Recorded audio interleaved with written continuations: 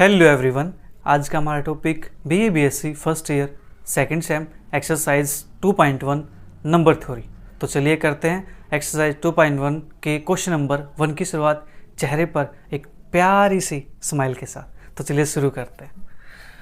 तो show that 2 into 7 की power n plus 3 into 5 की power n minus 5 congruent to 0 mod 24। कुछ बच्चे इसको ये समझ लेते हैं कि डेसिमल है। ये डेसिमल नहीं होता, ये हमारे पास क्या है, मल्टीप्लिकेशन है। ठीक है जी।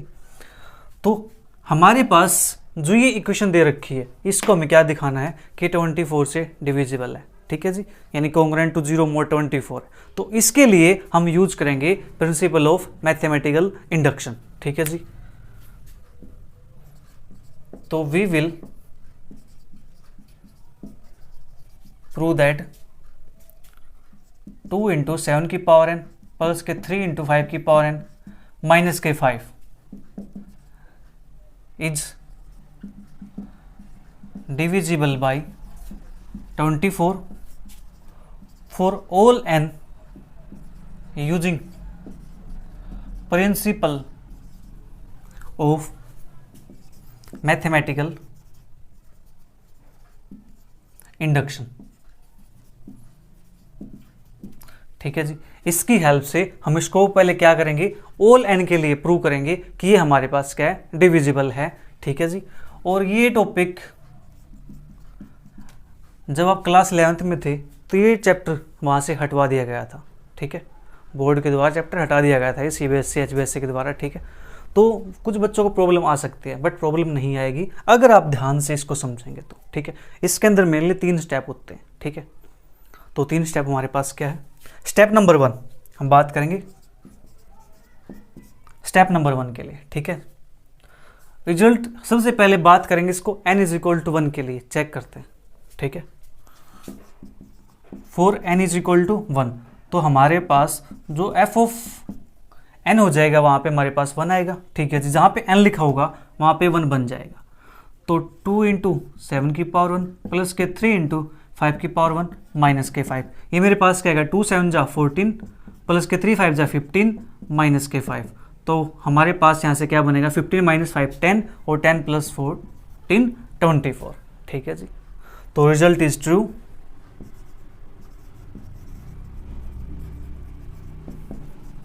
For n is equal to 1 के लिए। तो रिजल्ट हमारे पास n इज इक्वल टू 1 के लिए क्या हो गया, ट्रू हो गया। ठीक है जी, ओके।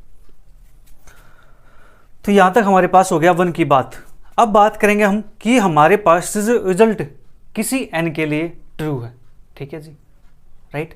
रिजल्ट क्या है, किसी n के लिए ट्रू है या किसी k के लिए रिजल्ट क्या है, ट्रू है। स्टेप 2 की बात करते हैं। लेट अस अज्यूम दैट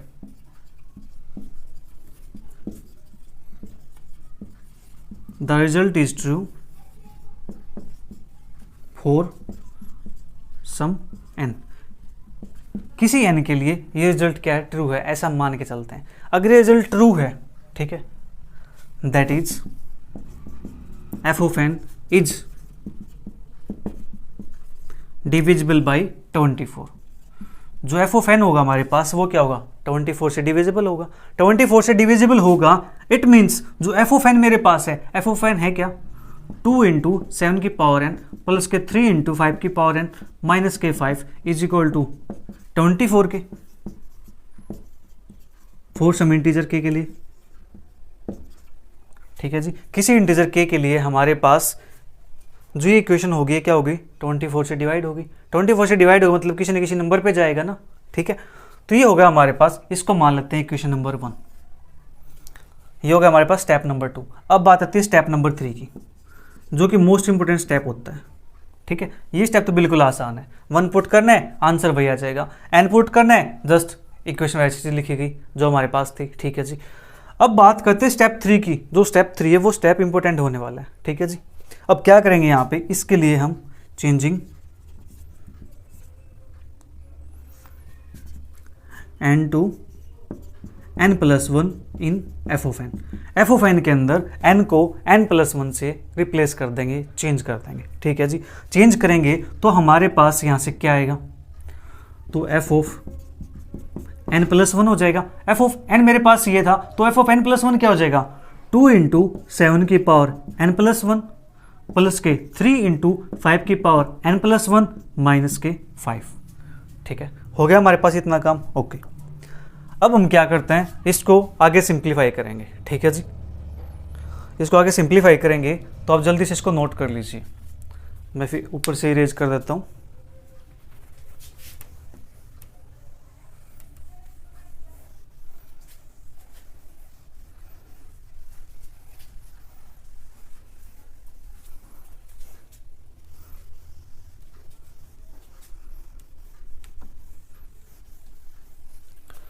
और हम यहां से देखो, जो इक्वेशन नंबर 1 आई थी, इस इक्वेशन नंबर 1 के अंदर से हम क्या कर सकते हैं,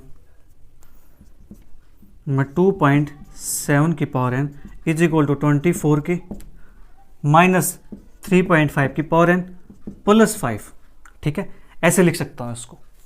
2.7 की पावर एन मैंने एक साइड रखा और 2 टर्म मेरे पास बची, इसको मैंने उठा के सेकेंड साइड शिफ्ट कर दिया, राइट हैंड साइड। तो 24 के माइनस दिस हो जाएगा और ये मेरे पास क्या हो जाएगा, प्लस हो जाएगा। ठीक है, और इसको मान लेता हूँ मैं इक्वेशन नंबर 1 कि मेरे पास ये वाली इक्वेशन नंबर 1 है।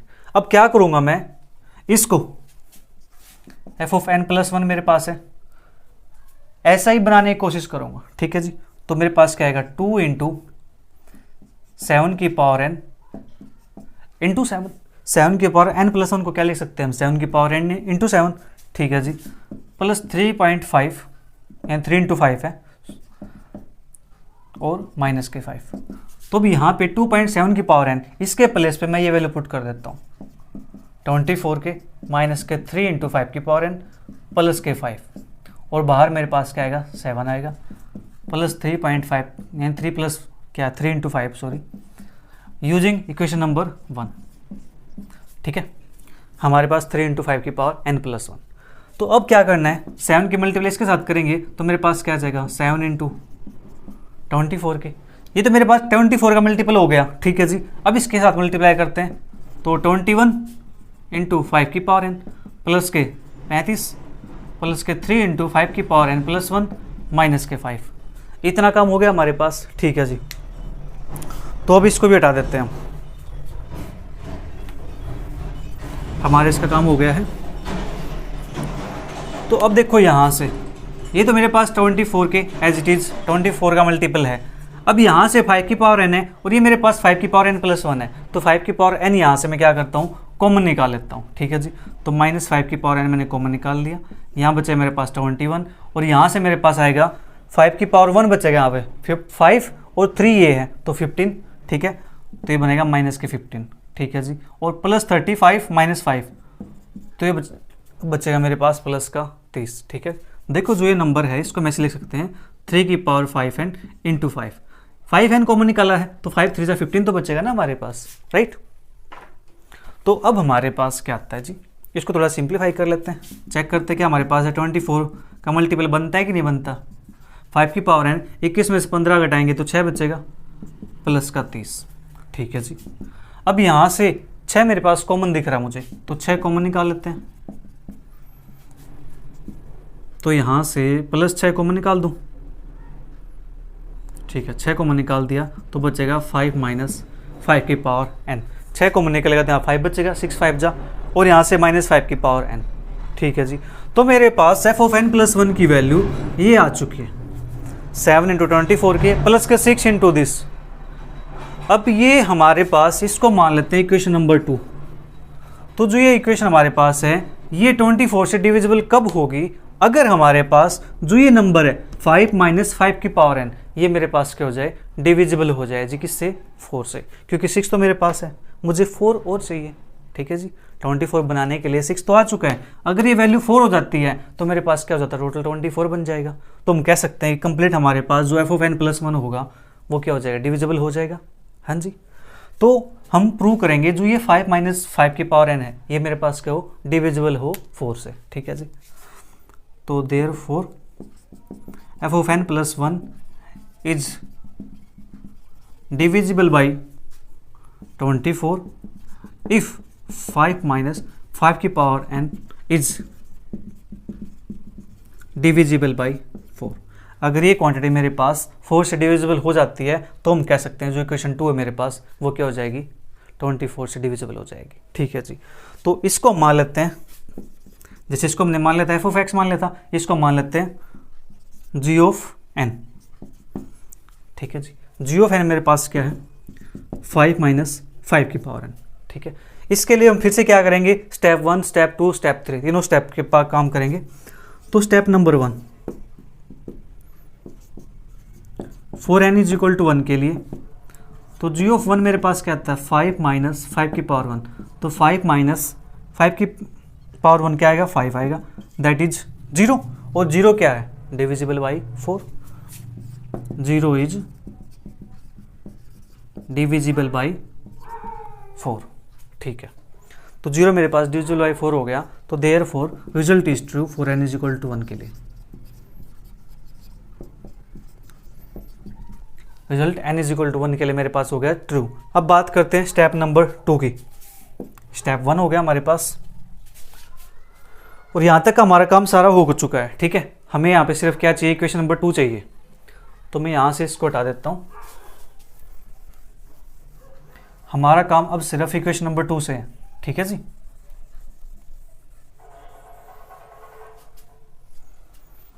तो इसके लिए मैं रिजल्ट ट्रू हो गया n इज इक्वल टू 1 के लिए। Step 2, let us assume that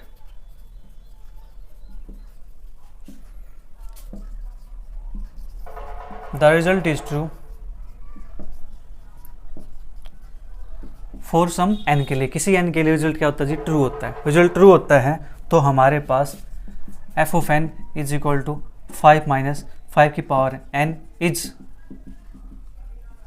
divisible by 4। ठीक है जी,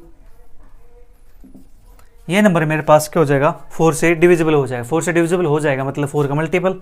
ठीक है जी, तो 5 माइनस 5 की power n is equal to 4। यहाँ पे हमने के यूज़ किया था तो यहाँ पे हम कुछ और मान लेते हैं। मान लिया हमने यहाँ पे m ले लिया। ठीक है जी, 4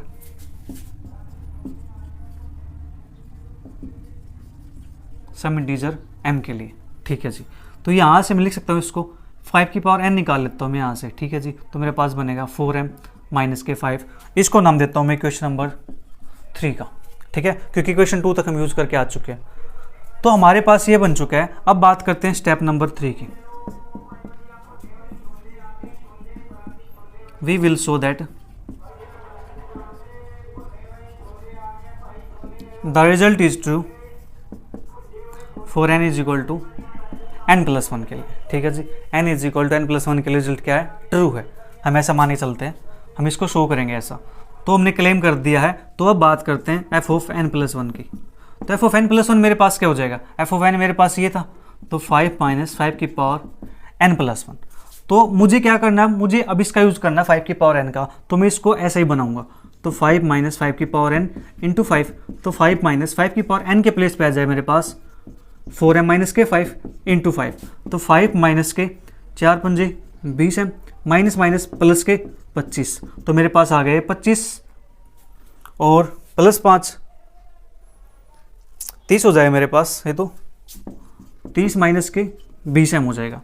लेकिन ये तो मेरे पास क्या है, 4 का मल्टीपल नहीं होगा।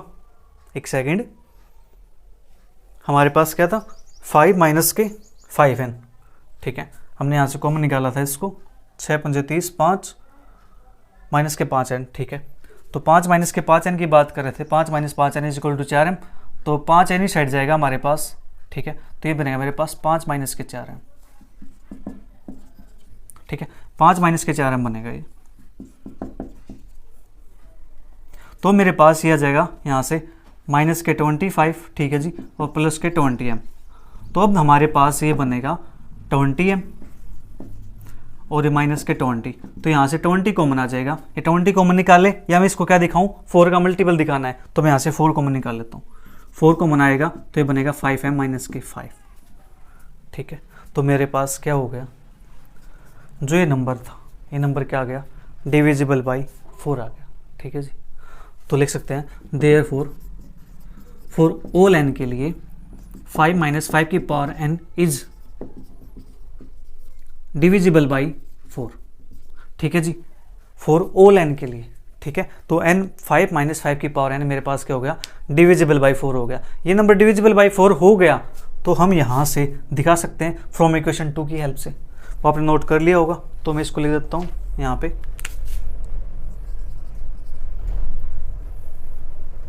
Therefore from equation 2 f of n plus 1 is divisible by 24। तो f of n plus 1 मेरे पास क्या हो जाएगा, डिविजिबल बाई 24 हो जाएगा, ठीक है जी। ये डिविजिबल बाई 24 हो गया है, किसके लिए था ये, n plus 1 के लिए, ठीक है। हेंस f of n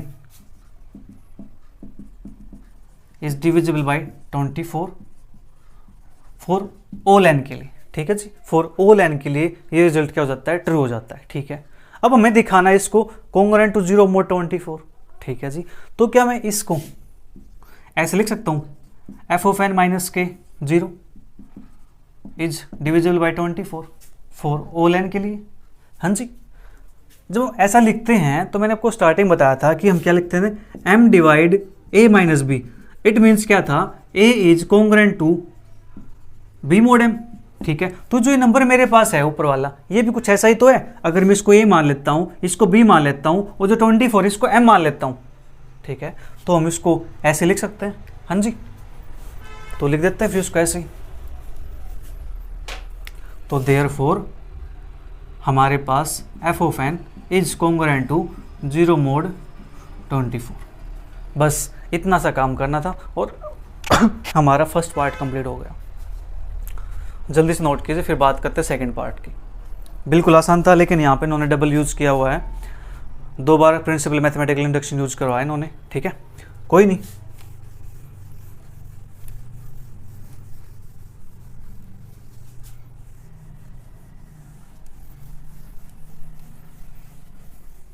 इसके बाद बात करते हैं सेकंड पार्ट की।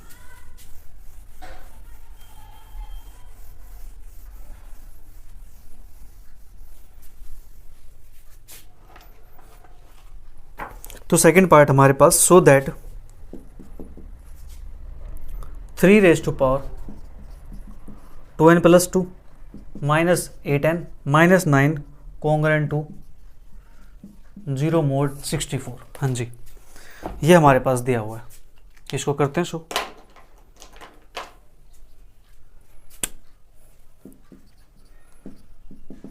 We will show that by using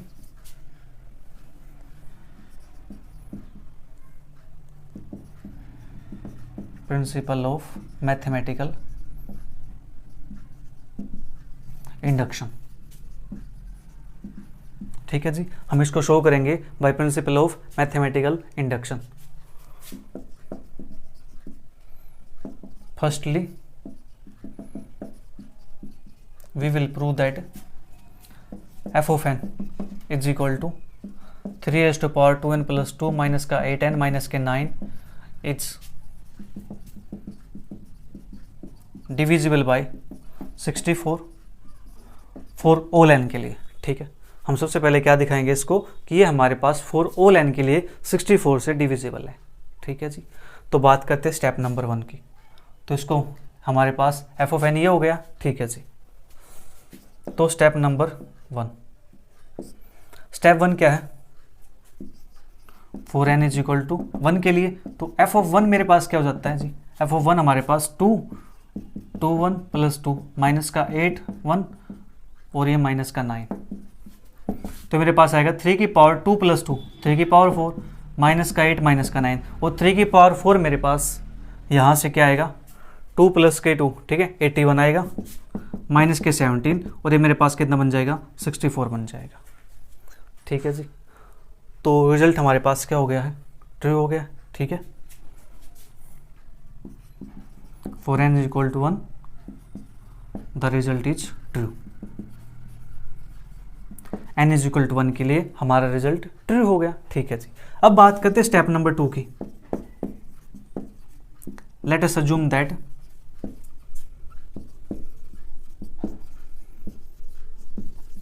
the result is true for some n के लिए, किसी एन के लिए रिजल्ट क्या होता है जी, ट्रू होता है। हम ऐसा मान के चलते हैं कि रिजल्ट ट्रू है किसी एन के लिए, ठीक है। तो therefore f of n is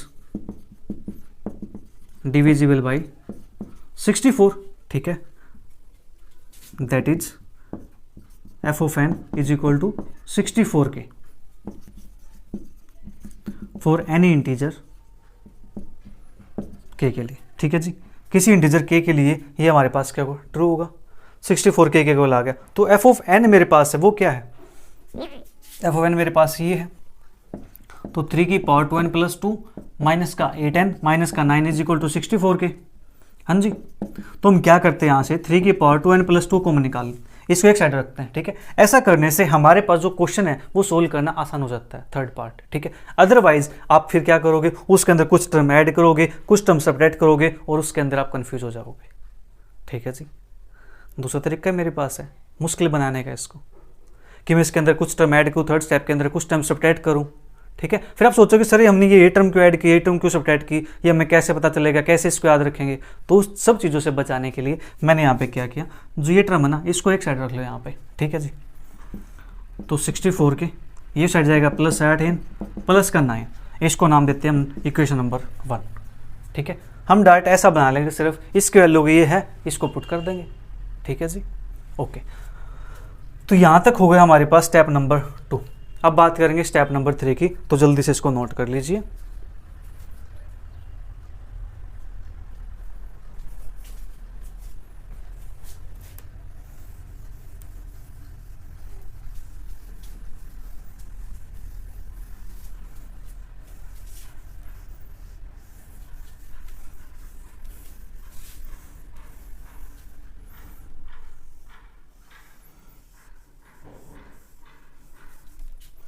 ये हमारे पास आ गया है, तो मैं इसको ऊपर लिख देता हूँ 3 की power 2n plus 2 is equal to 64 के प्लस 8n प्लस के 9, इक्वेशन नंबर 1। ये हमारे पास आ गया। अब बात करते हैं स्टेप नंबर 3 की।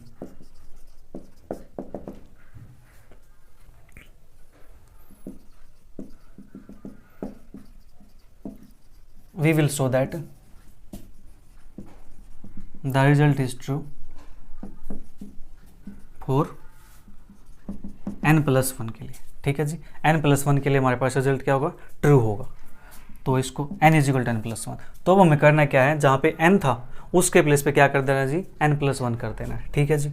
तो हमारे पास f ऑफ n प्लस 1 ये करेंगे हम यहाँ पे, ठीक है। f ऑफ n मेरे पास क्या था, ये वाली टर्म थी, हमने इसको एज्यूम किया था लेट f ऑफ n। तो इसके प्लेस में क्या करना है, n के प्लेस पे n प्लस 1 कर देना। 2 की power 2 n plus 1 plus 2 minus का 8 n प्लस 1 माइनस का 9, ठीक है। तो अब यहाँ से 3 की पावर 2n प्लस के ये मेरे पास 2 बनेगा प्लस के 2 बनेगा, ठीक है जी। Minus 8n minus 8 minus 9। तो 3 की पावर हमें क्या चाहिए, 2n प्लस 2 चाहिए। तो 2n प्लस 2 इंटू ये क्या बनेगा, 3 की पावर 2 बनेगा, और 3 की पावर 2 मेरे पास कितना होता है 9 माइनस का 8n और माइनस का 17, ठीक है जी। 3 की पावर 2n प्लस 2 इसके लिए मेरे पास ये रही 64 के plus 8n plus 9 into 9 minus 8n minus 17, ठीक है। यूजिंग इक्वेशन नंबर 1, हमने यहाँ पे इक्वेशन नंबर 1 का यूज कर लिया। तो अब कर दो मल्टीप्लाई, 9 के मल्टीप्लाई के साथ करेंगे, नहीं करनी हमें सिर्फ ऐसे लिख देना, ठीक है। क्योंकि मैं क्या दिखाना है, 64 का मल्टीपल दिखाना है, तो 64 दिखना चाहिए वहाँ पे। तो यहाँ करेंगे 9 8 जा 72n प्लस के 81 माइनस 8n माइनस के 17। तो मेरे पास 9 64 के 74 माइनस का 8 हमारे पास बचेगा ये 64, 81 माइनस 17 प्लस 64। तो यहाँ से 64 कॉमन आ जाएगा, अंदर बचेगा 9 के प्लस 64 कॉमन आएगा, n बचेगा प्लस 1 बचेगा, ठीक है जी। तो हमारे पास ये इसको कुछ नंबर मान लेते हैं। तो हमारे पास 64, इसको मान लेता हूँ मैं m, ठीक है।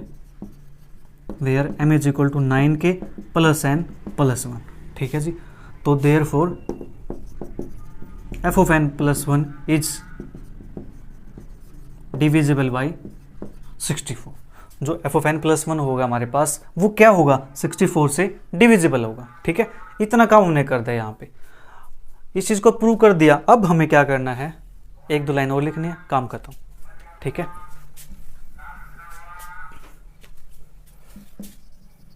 hence the result is true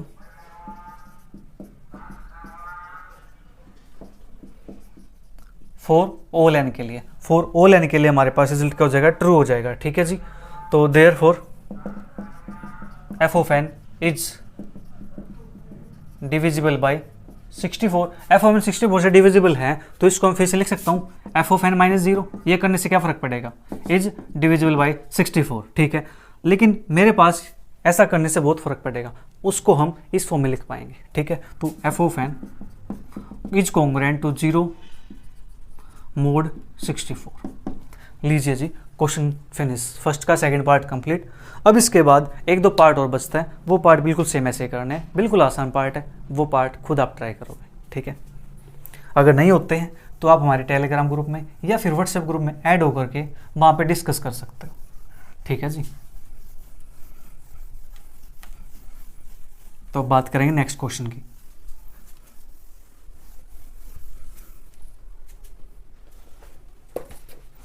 अब हमारे पास question number 2, find the list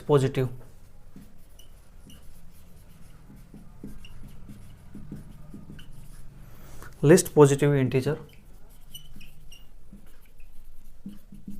mode 7 to which 286 is congruent। तो और थर्ड क्वेश्चन भी हमारे पास यही है, लिस्ट पॉजिटिव इंटीजर मोड 11 दे रखा है, टू विच 335 इज कॉन्ग्रुएंट। तो एक बता देता हूँ, थर्ड क्वेश्चन फिर आप कर लेना।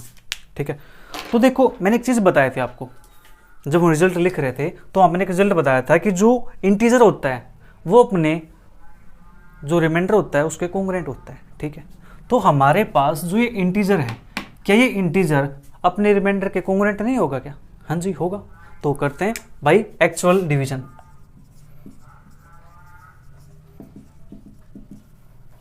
बाई एक्चुअल डिवीजन, तो हमारे पास जो 286 है इसको हमें डिवाइड किससे करना है, 7 से डिवाइड करना है। तो 7 से डिवाइड करेंगे तो मेरे पास कितने बच जाएगा, ये 7 3 जा 21। ठीक है जी, और 7 4 जा, चलो 4 पे चला गया, 7 4 जा 28, फिर 6 0 पे प्लस 6, मेरे पास ये बच गया। ठीक है जी, तो यहाँ से मेरे पास ये आ गया 7 40 प्लस के 6। राइट, हमें दिखाना है यहाँ पे least positive integer mod 7 to which 286 is congruent. ठीक है, तो यहाँ से जो 286 है वो मेरे पास कॉन्ग्रुएंट हो जाएगा किसके, 6 के। ठीक है, और 6 मोड 7, 286 मेरे पास क्या हो गया, 6 मोड 7 के कॉन्ग्रुएंट हो गया। 6 यहाँ से रिमाइंडर है, इसको डिवाइड करेंगे तो हमारे पास रिमाइंडर 6 आता है। ठीक है, therefore the list positive integer is 6। और यहाँ पे मैं लिख देता हूँ because an integer is congruent to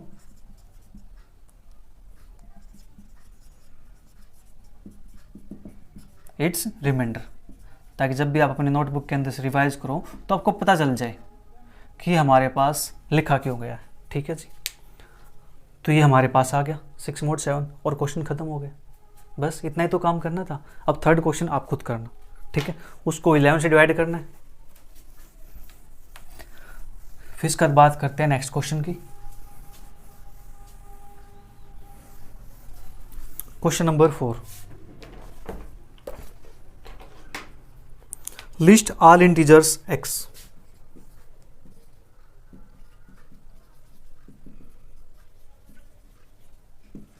all integers x in the range 1 less than is equal to x less than is equal to 100 that satisfy that satisfy x is congruent to 7 mod 17। ठीक है, ऐसा question मैंने जब introduction बताया था तब करवाया था एक क्वेश्चन लास्ट में। ठीक है, तो ये क्वेश्चन वैसा ही है। तो देखो अब यहाँ से हमें निकाल लें, सभी इंटीजर्स निकाल लें x, और x इस रेंज के अंदर होना चाहिए। ठीक है जी, तो हमारे पास गिवन क्या है, x is congruent to x is congruent to 7 mod 17। ठीक है जी, x 7 mod 17 कॉन्ग्रुएंट है, इट मीन्स यहाँ से हम कर सकते हैं दैट इज x माइनस के 7 इज इक्वल टू 17 के फॉर एनी इंटीजर k के लिए। ठीक है, फॉर एनी इंटीजर k के लिए हमारे पास ये हो जाएगा, यानी x माइनस 7 क्या होगा, 17 से डिविजिबल होगा, राइट। 17 x माइनस 7 को क्या करेगा, डिवाइड करेगा। एन इंटीजर की बात की है। ठीक है, तो यहाँ से अगर मैं put k is equal to, अगर -1 पुट करता हूँ, सपोज करो -1 पुट, क्या इंटीजर की बात की ना, तो इंटीजर नेगेटिव भी होता है, पॉजिटिव होता है, जीरो भी होता है, तो -1 पुट करेंगे k के प्लेस पे, तो यहाँ से क्या आएगा, -17 आएगा, और -7 उस साइड जाएगा, तो हमारे पास क्या बचेगा, -10 बचेगा। x की वैल्यू -10 आएगी, लेकिन -10 तो हमारे पास इस रेंज के अंदर है ही नहीं। ये रेंज स्टार्ट कहाँ से, 1 से स्टार्ट है, तो हम यहाँ पे -1 पुट नहीं कर सकते, तो पुट फिर 0 करेंगे, 0 करके चेक करते हैं, 0 यहाँ पुट करेंगे तो मेरे पास x इज इक्वल टू 7 आ जाएगा, x इज इक्वल टू 7 आएगा, 7 तो इस रेंज के अंदर आता है। ठीक है जी, तो अब स्टार्ट करेंगे यहाँ से, k इज इक्वल टू 0 0 1 2 3 4 5। ठीक है, वी गेट, अब आप कहोगे सर 5 तक ही क्यों पुट किया आपने, 6 पुट क्यों नहीं किया, राइट। ब्रेन के अंदर क्वेश्चन तो आता है, 6 पुट क्यों नहीं किया, पुट करो यहाँ पे 6, 17 6 जा हमारे पास कितना होता है जी, 102 होता है। ठीक है, 102 होता है, 102 में से हम यहाँ पे क्या करेंगे, हमें चाहिए यहाँ पे 1 सेकेंड, चलो 6 पुट कर देते हैं, लीजिए, ओके राइट। तो 6 पुट करें, 102 हो जाएगा हमारे पास, 102 में से 7 -7 हम यहाँ पे ऐड करेंगे, तो क्या बनेगा हमारे पास, 102 + 7 109 हो जाएगा। तो बताओ 6 आएगा, नहीं आएगा। 5 85 होता है, 85 + 7 करेंगे तो आंसर हमारा इस रेंज के अंदर आ जाएगा। हमें क्या चाहिए, आंसर इस रेंज के अंदर चाहिए, तो हमारी रेंज 5 तक आती है। तो therefore x is equal to हमारे पास क्या बनेगा, जब यहाँ 0 होगा तो x की वैल्यू क्या आएगी 7, जब यहाँ 1 होगा यानी 17 होगा, 17 में 7 जोड़ दो, हमारे पास कितना आ जाएगा, 17 3 20 4 24। ठीक है जी, फिर 2 पुट करो यहाँ पे 34 हो जाएगा, 34 में 7 ऐड करेंगे तो मेरे पास 41 आ जाएगा। ठीक है, फिर 7 3 जा 51, 51 में 7 ऐड करेंगे तो मेरे पास कितना आ जाएगा जी, 58 आ जाएगा। ठीक है, 17 4 जा 68, 68 में 7 ऐड करेंगे तो मेरे पास 75 आ जाएगा। ठीक है, और 17 5 जा 85, 85 में जो 7 ऐड करेंगे तो मेरे पास 92 आ जाएगा। ठीक है, तो हमारे पास जो x की वैल्यू आएंगी वो x की वैल्यू मेरे पास ये आ जाएंगी, किस रेंज के अंदर, 1 < x < 100, यानी 1 से 100 के बीच में। ठीक है जी, हमें क्या निकालना था, x निकालना था। So all integers are 7 24 41 58 75 92। ठीक है, that satisfy x congruent to 7 mod 17 in the range 1 < x < 100। तो इस रेंज में हमारे पास जो इंटीजर्स आएंगे, जो x आएंगे, वो मेरे पास सिर्फ ये नंबर्स आएंगे। ठीक है जी, जल्दी से नोट कर लो, फिर बात करते हैं नेक्स्ट क्वेश्चन की।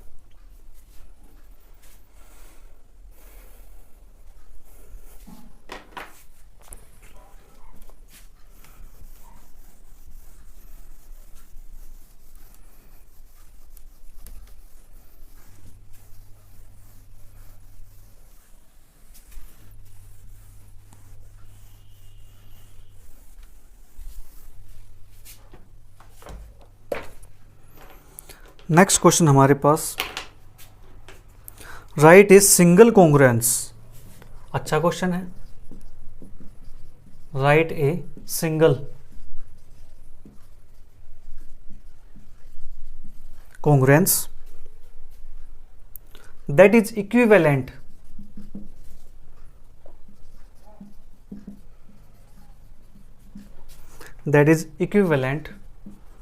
To the pair of the congruences, pair of congruences, और congruences हमारे पास गिवन है x is congruent to 1 mod 4 and x is congruent to 2 mod 3। ये हमारे पास क्वेश्चन दिया हुआ है। अच्छा क्वेश्चन है, आसान क्वेश्चन है। तो हमारे पास क्या कहता है कि हमें एक सिंगल कॉन्ग्रुएंस लिखनी है जो इन दोनों कॉन्ग्रुएंसेस के इक्विवेलेंट हो जाए। ठीक है जी, equivalent to the pair of congruences x congruent to 1 mod 4 and x congruent to 2 mod 3। तो इसके लिए हम क्या करते हैं, इसके लिए जो मोड के अंदर वैल्यू होती है ना उनका लेते हैं जी एलसीएम। ठीक है, उनका क्या लेते हैं, एलसीएम लेते हैं। ठीक है जी, तो हमारे पास गिवन है जी let x congruent to 1 mod 4। तो 4 और 3 का जो एलसीएम आता है वो मेरे पास कितना आता है, 12 आता है। तो मुझे यहाँ पे 12 बनाना है, यहाँ पे 12 बनाना है। इट मीन्स मुझे इस कॉन्ग्रुएंस को क्या करनी पड़ेगा, 3 से मल्टीप्लाई करनी पड़ेगी। ठीक है, तो इसको 3 से मल्टीप्लाई करते हैं तो 3x congruent to 3 congruent to mod 12। ठीक है, इसको नाम दिया question number 1 because LCM of 3 और 4 इज इक्वल टू हमारे पास वो 3 4 या 4 3 लिख देता हूँ। ठीक है, क्योंकि पहले 4 फिर 3 इज 12। हमारे पास एलसीएम कितना जी 12 है, तो इसलिए मेरे पास ये आ गया। एंड दूसरी कॉन्ग्रुएंट मेरे पास दे रखी congruency x congruent to 2 mod 3। तो ये मेरे पास क्या बन जाएगा, इसको मैंने 4 से मल्टीप्लाई करना पड़ेगा यहाँ 12 बनाने के लिए। तो 4x congruent to 8 mod 12, equation number 2। अब क्या करते हैं, इक्वेशन 2 में से 1 को सब्ट्रैक्ट कर देते हैं। Now equation 2 minus equation 1। तो 4x में से 3x सब्ट्रैक्ट करेंगे तो क्या बनेगा x। 8 में से 3 सब्ट्रैक्ट करेंगे तो क्या मिलेगा 5 और mod 12। ये हमारा क्या आ गया जिसका आंसर आ गया। बस इतना सा काम करना है, जल्दी से नोट कीजिए, फिर बात करते हैं नेक्स्ट क्वेश्चन की।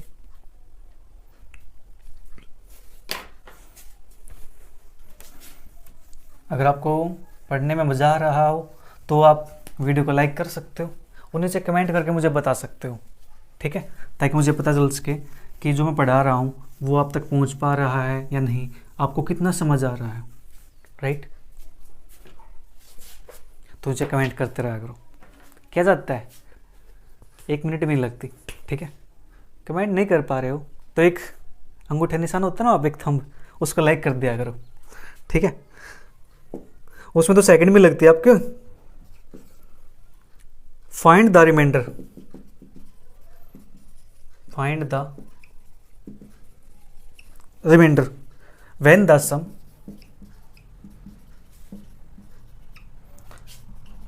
सम one factorial plus 2 factorial plus 3 factorial plus 4 factorial plus and so on plus 1000 factorial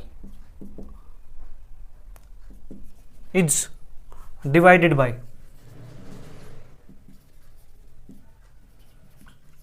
8। ये हमारे पास क्वेश्चन है जी। हमें क्या करना है, रिमाइंडर फाइंड करना है। ठीक है, रिमाइंडर फाइंड करना है जब जो ये सम हो, इसका सम को हम क्या करें 8 से डिवाइड करें तो हमारा रिमाइंडर क्या आता है वो हमें पता लगाना है। तो लगाते हैं पता। तो वी नो दैट जो 1 फैक्टोरियल होता है उसकी वैल्यू क्या होती है जी 1 के इक्वल होती है। जो 2 फैक्टोरियल होता है उसकी वैल्यू क्या होती है 2 इंटू 1 दैट इज 2 के इक्वल होती है। जो 3 फैक्टोरियल होता है 3 इंटू 2 इंटू 1 दैट इज 6 होता है। और जो 4 फैक्टोरियल होता है मेरे पास 4 इंटू 3 इंटू 2 इंटू 1 24 आ गया। और जो 24 है इज डिविजिबल बाई 8। जो 24 है वो 8 से डिविजिबल है। ठीक है जी, इसी प्रकार जो 5 फैक्टोरियल होगा उसको हम ऐसे लिख सकते हैं 5 इंटू 4 फैक्टोरियल। 6 फैक्टोरियल होगा उसको लिख सकते हैं 6 इंटू 5 इंटू 4 फैक्टोरियल। जो 7 फैक्टोरियल होगा उसको लिख सकते हैं 7 इंटू 6 इंटू 5 इंटू 4 फैक्टोरियल। ठीक है जी, एंड सो ऑन। इन सभी के अंदर क्या है 4 फैक्टोरियल कॉमन है। 4 फैक्टोरियल इसके अंदर भी, इसके अंदर 4 फैक्टोरियल है। आगे जितने भी नंबर्स आएंगे उन सभी के अंदर क्या होगा 4 फैक्टोरियल होगा। ठीक है, यानी वे सभी के सभी नंबर्स क्या होंगे डिविजिबल होंगे। किससे 8 से डिविजिबल होंगे। ठीक है, तो 4 all n greater than is equal to 4। ठीक है,